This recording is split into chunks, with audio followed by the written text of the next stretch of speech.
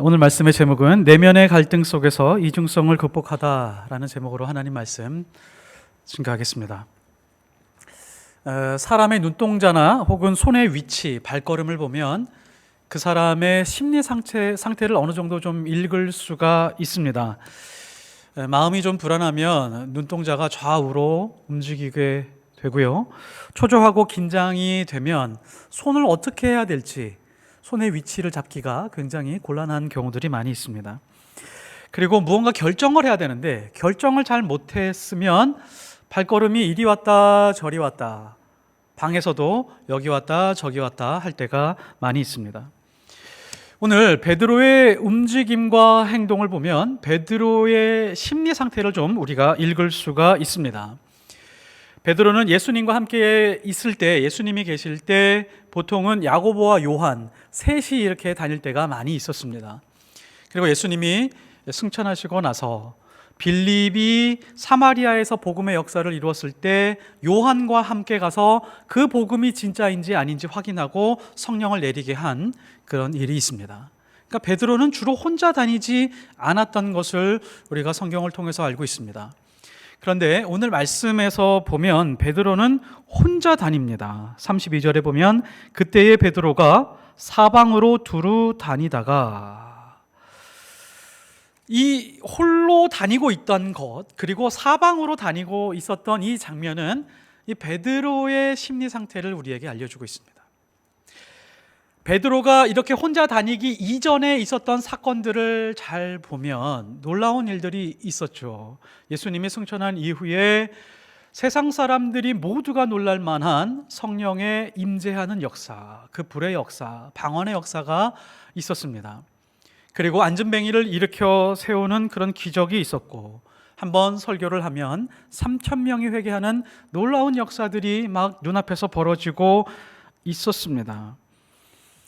그런데 하나님의 역사가 예루살렘 안에서 유대인 그 정통 그 혈통을 가지고 있는 사람들 안에서 하나님의 역사가 일어나는 것은 당연한 거였지만, 이방 땅에서 이런 복음의 역사가 일어나는 것에 대해서는 아직도 이 사람들은 의문을 가지고 있는 상태였습니다.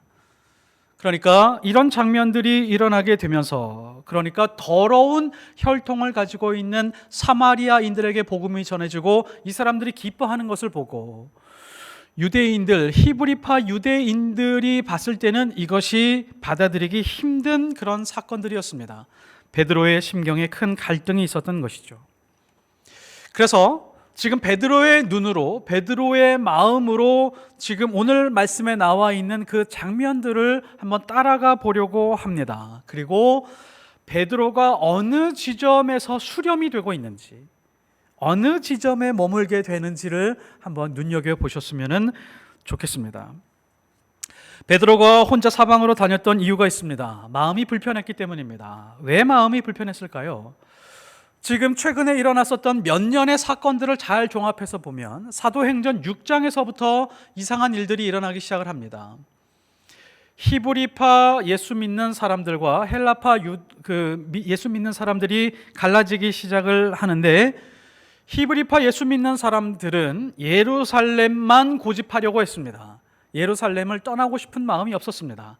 그런데 박해가 일어나자 헬라파 유대인들은 예루살렘을 벗어나서 다른 지역으로 흩어지기 시작을 합니다. 대표적인 인물이 빌립 집사였죠. 이 빌립 집사가 복음을 증거하고 실제적으로 놀라운 역사들이 눈앞에서 펼쳐지기 시작을 합니다. 그 이전에 헬라파 집사였던 스데반이 순교를 당하는 그런 일들도 있었습니다. 빌립이 다니면서 복음을 증거할 때 에디오피아 내시에게 세례까지 베푸는 일들이 있었습니다. 빌립이 다니고 있었던 그 지역을 잘 살펴보면 예수님이 말씀하셨던 지역입니다. 온 유대와 사마리아라고 하는 그 지역들입니다. 오늘 베드로가 가고 있는 그 지역들도 마찬가지로 빌립이 지나간 지역이었는데, 루다와 욥바라고 하는 그 지역은 온 유대에 해당하는 그런 지역들이었습니다. 그리고 또 베드로가 불편했었던 것이 있는데, 사울이라고 하는 그 악한 자, 이 땅에서 제거되었으면 좋겠다라고 하는 그 악한 자가 예수님을 믿고 복음을 증거하겠다고 여기저기 막 다니고 있었던 그 장면도 베드로에게 굉장히 불편했습니다. 눈앞에 펼쳐지는 장면들, 헬라파 그리스도인들, 빌립 집사의 활동들, 그리고 사울이라고 하는 사람의 변화, 이런 것들이 베드로의 마음을 몹시 불편하게 했습니다. 그러니까 자기가 있는 그 위치, 예루살렘 안에서 살아가고 있었던 그 삶, 그 생활들, 그리고 자기 신앙의 형태, 그리고 주변에서 일어나고 있는 그 사건들을 살펴보면서 간격이 발생하게 된 거죠. 예수님이 말씀하신 그대로 말씀의 흐름이 흘러가고 있었습니다. 지금 온 유대, 사마리아, 그리고 예수 믿는 사람들이 복음을 증거하기 위해서 어디서든지 흩어지면서 말씀을 증거하고 있었는데, 예루살렘에 머물러 있던 그 사람들, 복음을 가지고 있고 예수님을 만났고 성령의 충만한 은혜를 경험했고 방언을 했고 죽은 자를 살려냈고 교회를 이루면서 네 것 내 것 할 것 없이 다 나누고 가장 아름다운 교회를 세우고 있었음에도 불구하고 예수님이 말씀하신 그 말씀의 흐름과는 일치하지 않고 있었던 것입니다. 그 간격 속에서 베드로가 머무르고 있었는데, 이 간격, 말씀의 흐름과 자기의 삶이 일치하지 않고 있다라고 하는 이 사실이 분명히 베드로를 불편하게 만들었을 것입니다. 자기 삶의 방향, 분명히 예루살렘에 머물고 있었던 사람들은 은혜가 충만했고 예수님의 말씀 따라 사는 것 같았지만, 그리고 예수님이 말씀하시고 성령의 충만함으로 인해서 능력치는 최고 수준에 이르렀었지만, 지금 실제로 하나님의 말씀이 흘러가고 있는 그 방향과는 간격이 있었다는 것을 우리가 계속해서 알고 있습니다. 그리고 또 하나 베드로를 불편하게 했었던 것이 있습니다. 예수님이 마지막으로 남겨놓은 그 말씀, 온 유대와 사마리아와 땅끝이라고 하는 것이 계속해서 자기 가슴속에 각인되어 있었을 것이고, 개인적으로, 지극히 개인적으로 디베랴 바닷가에서 예수님이 베드로에게 말씀하신 게 있죠. 네가 정말 나를 사랑하느냐? 너 정말 나 사랑하니? 라고 하는 그 질문, 내가 정말 지금 예수님을 사랑하는 삶을 살고 있는 것인가? 라고 하는 것에 대해서 자기가 확실하게 말할 수 없는 그 상황에 놓여 있으면서 불편했었던 것이죠. 그래서 베드로는 오라는 곳은 없지만 흩어진 성도들이 있는 곳을 다니기 시작했던 것입니다. 일단은 그 용기는 없어요. 정말 멀리 떨어져 있는 이방인들이 있는 곳에 가서 예수님이 세상의 구세주입니다 라고 하는 그런 외칠 만한 용기는 가지고 있지는 못했지만, 그래도 흩어져 있는 사람들, 그 사람들에게는 한번 다녀봐야겠다라고 하는 생각이 있어서 혼자 다녔던 것 같습니다. 그래서 그때에 베드로가 사방으로 두루 다니다가 루다에 사는 성도들에게 내려갔더니, 오늘 베드로가 방문하는 루다하고 욥바라고 하는 그 지역은 사실 정황상 예수 믿는 사람들이 없는 지역입니다. 예수 믿는 사람들이 있을 수 없는 그런 지역이고 성령을 받은 사람들이 없는 지역입니다. 그런데 사도행전 8장 40절에 빌립은 아소도에 나타나 여러 성을 지나다니며 복음을 전하고 가이사랴에 이르니라 라고 하는 이 말씀을 보면, 에디오피아 내시에게 남쪽 광야에서 세례를 주고 나서 북쪽으로 이동을 합니다. 그 북쪽으로 이동하는 과정 중에 루다와 욥바가 있었습니다. 그리고 그 맨 위에 가이사랴라고 하는 그 대도시 항구에 가서 빌립이 머물게 됩니다. 그러니까 빌립이 지나간 모든 자리는 복음으로 아주 큰 변화가 있었다는 것을 확인할 수가 있죠. 이것도 불편한 장면이죠. 왜냐하면 예수님의 수제자가 복음을 증거하고 마을이 변화된 자리를 빌립 집사나 혹은 그 이외의 다른 성도들이 따라 지나가면서 그 은혜의 자리를 경험했어야 되는데, 지금 거꾸로 된 겁니다. 빌립이 지나간 자리를 수제자 베드로가 지금 지나가면서, 야, 여기도 예수 믿는 사람들이 있었던 거야? 흩어져서 와서 예수 믿는 사람들이 정착한 것이 아니라 그 마을, 그 지역에서 순수하게 오랫동안 살아왔었던 그 사람들이 예수 믿고 변화된 장면들을 지금 확인하고 있었던 것이죠. 빌립이 사마리아에서 복음을 전하고 많은 사람들이 예수님을 믿었습니다. 온 유대 지역과 사마리아 지역에 지금 복음의 역사들이 막 일어나고 있었는데, 지금 예루살렘을 보니까, 베드로가 예루살렘을 한번 바라보니까 예루살렘은 움직이려고 하지 않습니다. 히브리파 그리스도인들은 예수님을 믿고 예수님이 말씀하셨던 모든 신앙의 체험을 다 경험을 하고 있었지만 전부 다 예루살렘을 넘어가려고 하지 않았습니다. 그런데 어찌어찌 흩어져서 복음을 증거했었던 그 사람들로 인해서 예수님을 믿고 살아가는 이 사람들을 보면서 베드로가 무언가 뭐라도 해야겠구나라고 하는 생각을 하고 있습니다. 너무 이상하죠? 너무 이상합니다. 왜 예수님의 말씀을 귓등으로도 듣지 않는 것일까요? 예수님이 분명 예수님의 제자들을 통해서, 예수 믿는 사람들을 통해서 온 유대와 사마리아와 땅끝까지 전해져서, 복음이 전해져서 예수님이 증거되어야 된다라고 분명히 말씀해 주셨는데, 땅끝으로 가서 모든 민족으로 제자를 삼아 세례를 주고 말씀을 따라 살게 하라라고 하는 마지막 명령을 주었는데, 하나님이 주시는, 성령께서 주시는, 예수님께서 우리에게 주시는 은사와 능력은 전부 다 받아서 누리려고 하고 예루살렘 안에서, 그 안에서 평안하고 행복하게 사는 것에만 몰두해 있을 뿐이지 예수님이 말씀하신 것에 대해서는 귓등으로 듣지 않습니다. 너무너무 이상하지 않습니까? 이게 사실은 우리의 모습입니다. 루다에서 베드로의 행동이 좀 특이합니다. 33절에 보면 거기서 애니야라고 하는 사람을 만나고, 이 애니야라고 하는 사람은 중풍병에 걸렸다라고 이렇게 말을 하고 8년 정도 되었다라고 성경은 증거하고 있습니다. 이 중풍병이라고 하는 것은 지금 우리가 생각하고 있는 뇌졸중하고 정확하게 일치하지 않습니다. 그냥 그 당시 중풍병이라고 하는 것은 마비증이라고 할 수 있습니다. 그냥 마비증에 해당하는, 그냥 몸과 손과 이런 발과 이 모든 것을 움직이기 어려운 상태, 그냥 마비증에 걸린 그런 사람이라고 보면 맞습니다.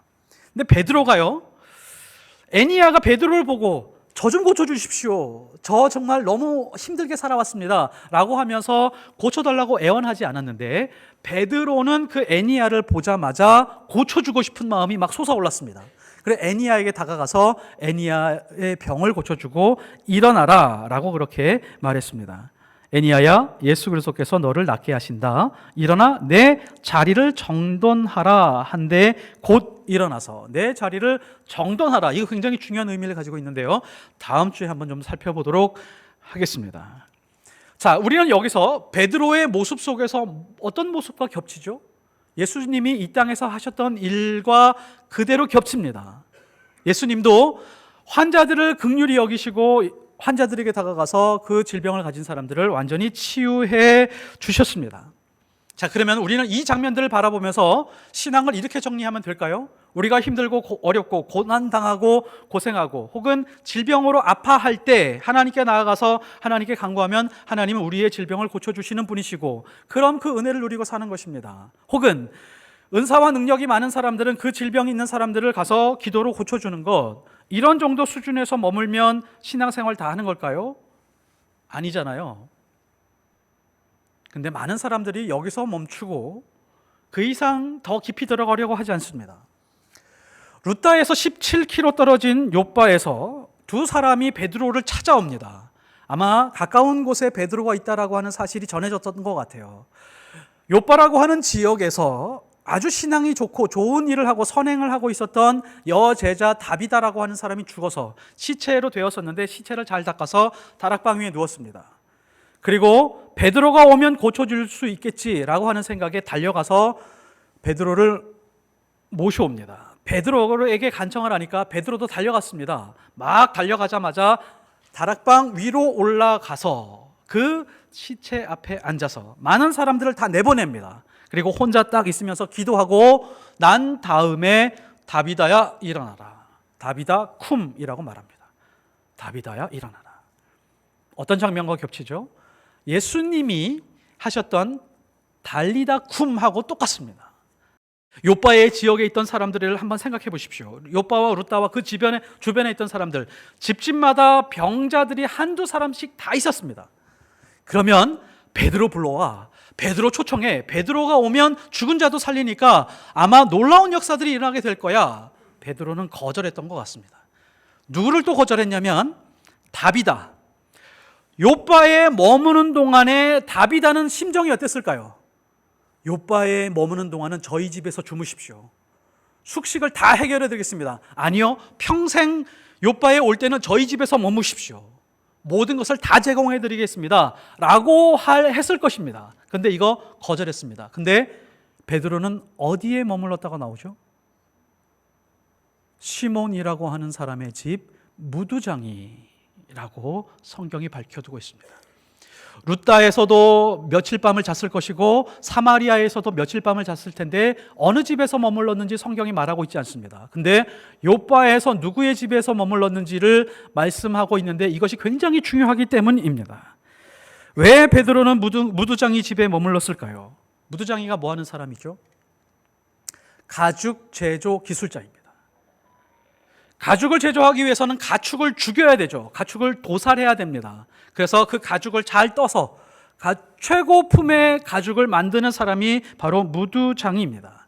당시 유대인들의 풍습에서는 죽은 짐승이나 죽은 사람의 시체를 만지게 되면 그 사람은 부정탄 사람이 됩니다. 그 사람 옆에 가면 옆에 있는 사람도 부정타기 때문에 그 사람과 가까이 하려고 하지 않습니다.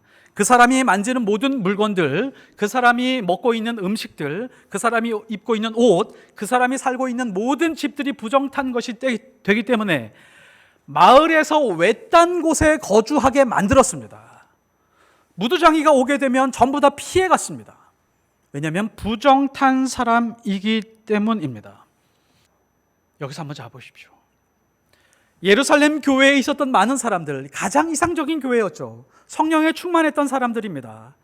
자기 것 남의 것 할 것 없이 다 나눠줄 수 있는 그런 사랑이 많은 사람들이었습니다. 그리고 예수님의 말씀이면 목숨처럼 바칠 것 같이 보였었던 그런 사람들입니다. 그런데 예루살렘도 벗어나지 않고 무두장이에게는 가려고 하지 않았던 그런 사람들, 그 사람들이 예루살렘의 그리스도인들이었습니다. 우리 모습도 똑같습니다. 신앙생활을 30년, 40년, 50년 평생 동안 해왔지만 예수님이 말씀하셨던 그 이웃이나 혹은 세상에서 버려진 사람들에 대해서 그 사람들과 가까이 가려고 하지 않고 그 사람들을 더럽거나 혹은 그 사람들과 함께 지내려고 하지는 않는지 우리의 삶 모습도 똑같습니다. 우리 교회의 모습들이 다 똑같습니다. 한국에 있는 교회, 세상에 있는 교회의 모습들이 다 비슷합니다. 베드로가 무두장이 집에 머무는 이유는 사회 운동이 아니었습니다. 그러니까 계급의식을 타파하기 위해서 인간은 동등합니다, 동일한 인격을 가지고 있습니다 라고 하는 사회운동을 하기 위해서 그렇게 대표적으로 머문 것이 아니라 베드로 안에 이미 내재되어 있는 자기 안의 모순과 이중성에 대해서 직면하고 있었던 것이고 그것이 서서히 무너지고 있었던 것입니다. 인간이 가지고 있는 이중성이라고 하는 게 이렇게 무섭습니다. 하나님께 은혜를 받아도 거듭난 사람이라고 그렇게 고백한다라고 할지라도 하나님을 사랑합니다, 예수님을 사랑합니다라고 고백하는 사람들에게도 그 마음 깊은 곳에, 영혼 깊은 곳에 이중성이 그렇게 도사리고 있습니다. 우리의 이중성과 이런 모순은 어디에서 벗겨지게 될까요? 세상이 버린 사람들과 함께 할 때입니다. 세상에서 명백히 버려져 있다라고 하는 그 사람들, 완전히 소외된 이웃들과 함께 할 때 서서히 한꺼풀 한꺼풀 벗겨지기 시작을 합니다. 그 사람들을 바라보면서 나의 말과 태도를 다시 한번 보게 하고 그리고 예수님이 하신 말씀이 되살아나기 시작을 하고 그 사람들에게 예수 그리스도의 사랑을 전해주면서 하나하나 이중성이 벗겨지게 되어 있습니다. 그렇지 않다면 하나님을 아는 자들의 이중성은 악을 생산하는 공장이 될 뿐입니다. 그리스도인들이 어떤 사람들이죠? 능력과 은사를 추구하는 사람들일까요? 은혜와 축복 속에서만 사는 사람들일까요? 그렇지 않습니다. 나의 내면 속에 끊임없이 도사리고 있는 이중성과 모순들, 그 모순들을 직면하고 싸워가는 사람들입니다. 세상에서 가장 선한 싸움이 뭘까요? 세상에서 가장 선한 싸움, 내 안에 모순과 이중성과 싸워가는 것이 가장 선한 싸움입니다. 앞서도 말씀드렸지만 베드로의 내면 속에서 지울 수 없는 기억이 있습니다. 예수님을 모른다고 3번이나 부인했었던 것, 그리고 예수님을 사랑합니다 라고 말을 고백했으면서 거기다가 뭘 덧붙였냐면 예수님이 아십니다. 제 마음 아시잖아요. 제 마음 속에 예수님을 사랑한다고 고백하는 이 사랑하는 마음 아시잖아요 라고 그렇게 확인시켜 드렸음에도 불구하고 아직도 자기는 예수님이 말씀하시는 것에 100% 따라가지 않고 있다는 것, 그것이 불편한 것이었습니다. 자기 마음속에 이중성과 모순을 제거하지 못하고 있었던 것입니다. 빌립처럼, 사도 바울처럼 예루살렘이라고 하는 경계를 넘어서 예수님의 말씀에 순종하지 못하고 있었습니다. 마태복음 25장 40절, 내가 진실로 너희에게 이르노니 너희가 여기 내 형제 중에 지극히 작은 자 하나에게 한 것이 곧 내게 한 것이라. 이 말씀을 하셨을 때 그 현장에 베드로가 있었습니다. 네가 정말 나를 사랑하느냐? 네가 정말 나를 사랑해? 그러면 지극히 작은 자를 찾아가라. 그런데 베드로는 예루살렘을 벗어나지 못한 채 지극히 작은 자와 멀리 떨어져 있었던 것입니다. 근데 무두장이를 보고 나서 서서히 그 집으로 찾아가게 됐던 것이죠. 줄인 자에게 먹을 것을 주고 목마른 자에게 마실 것을 주고 나그네 된 자를 영접하며 헐벗은 자에게 옷을 입히고 병든 자와 옥에 갇힌 자를 돌아보는 것, 이것이 예수 그리스도를 사랑하는 것이고 예수님이 우리에게 주신 말씀을 따라 하루하루 살아가는 자의 삶입니다. 이런 삶이 있어야 우리의 이중성이 사라지게 됩니다. 이제 베드로는 예루살렘과 땅끝 사이에서 예루살렘을 벗어나지 못하다가 무두장이와 함께 하면서 이제 땅끝까지 서서히 가게 되는 사람으로 변모하게 됩니다. 그리스도인은 능력치를 최고로 올리는 자가 아닙니다. 은혜를 항상 풍성하고 충만한 상태로 유지하면서 살아가는 사람 아닙니다. 그래도 여전히 마음 깊은 곳에 모순과 이중성이 있다면 그 사람은 진실한 그리스도인 아닙니다. 신앙생활을 해 오시면서 정말 자기 안에 있는 그 이중성 때문에 고통스러워해 보신 적이 있으십니까? 자기 내면 속에서 내가 말하고 있는 것과 내가 추구하고 있는 신앙과 나의 삶이 달라서 내 마음이 뒤틀려 본 적이 있으십니까? 이게 진짜 신앙생활입니다. 하나님이 나에게 많은 물질의 은혜를 주셨어, 건강의 복을 주셨어, 자식의 복을 주셨어. 이 모든 것들은 이런 고통의 크기보다도 훨씬 더 작은 것들입니다. 그런 고통으로 인해서 예수님의 말씀이 내 몸에 체화가 되고 한 걸음 한 걸음 하나님의 말씀 따라 살아가면서 진실하게 신실하게 살아가는 것, 이것이 진짜 그리스도인의 삶이고 이게 진짜 은혜입니다. 이 모습이 진짜 작품의 모습입니다. 이런 은혜 안에 사시기를 예수 그리스도 이름으로 축복합니다.